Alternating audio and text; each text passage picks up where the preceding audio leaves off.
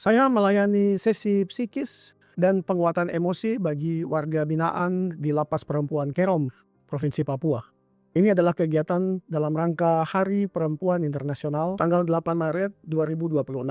Saya memulai materi dengan bilang bahwa perempuan adalah makhluk paling menderita. Tuhan merancang perempuan dengan kemampuan untuk menahan bukan hanya rasa sakit, tapi juga penderitaan. Seumur hidup, seorang perempuan menahan penderitaan secara fisik dan emosi. Waktu masih kecil, kalau suhu tubuh naik, panas, anak laki-laki tidak akan kuat. Tapi anak perempuan biasanya bisa tahan. Usia awal belasan, gadis remaja mulai menahan rasa sakit akibat menstruasi. Lebih dewasa, dia bisa cabut rambut di badan pakai pinset atau wax.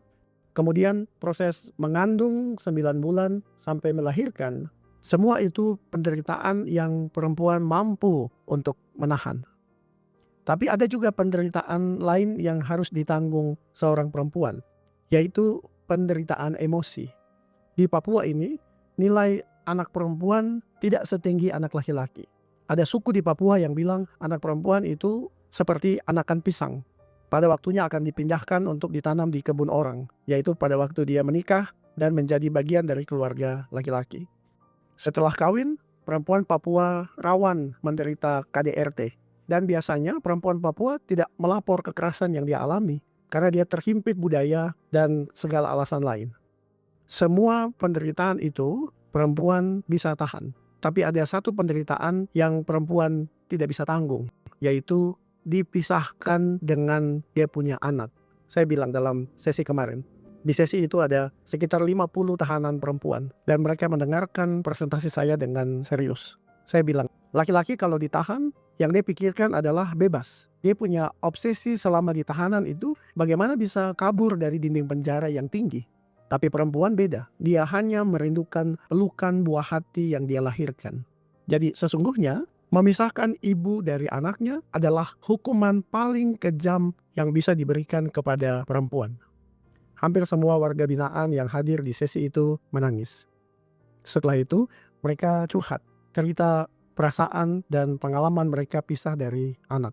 Ada yang keluarganya bilang, mama lagi sekolah. Ada yang suaminya datang dengan anak masih kecil, terus anaknya tanya, mama kenapa tinggal di sini? Mamanya tidak bisa jawab. Bapaknya coba cari alasan lain.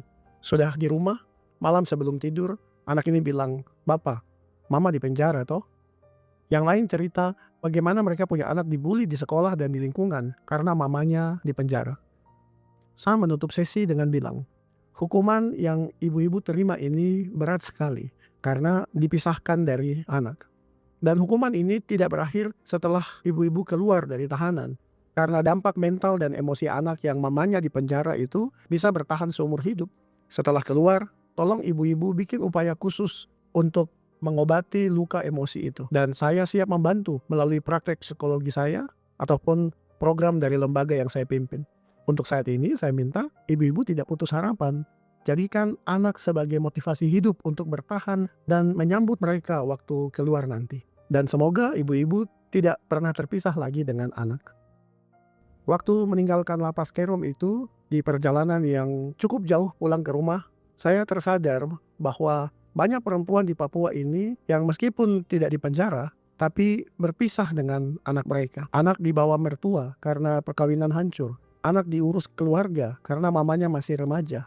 Anak harus panggil mamanya kakak dan neneknya sebagai mama. Anak yang mentalnya tertindas karena keputusan mamanya yang keliru atau karena postingan mamanya di media sosial.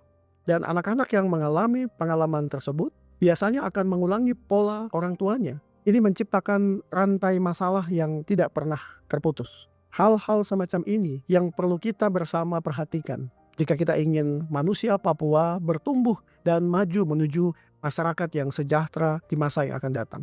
Selamat Hari Perempuan Sedunia 8 Maret 2026 dan salam pembaharuan untuk kita semua masyarakat Papua.